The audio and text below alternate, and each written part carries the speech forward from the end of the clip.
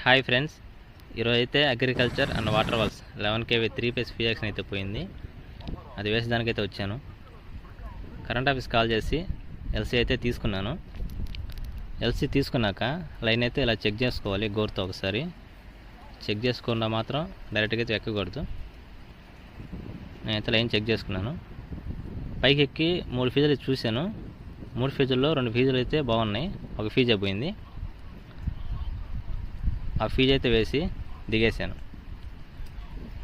మీకు కూడా మీ ఏరియాలో ఇట్లాగా ఫీజు అయితే పోయింటే అది మీ ఊరు లైన్ మ్యాన్ కాల్ చేసి చెప్పారంటే వాళ్ళు చేసిపోతారు.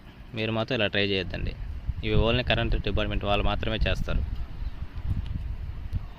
ఈ వీడియో నచ్చితే లైక్ చేసి సబ్స్క్రైబ్ చేసుకోండి.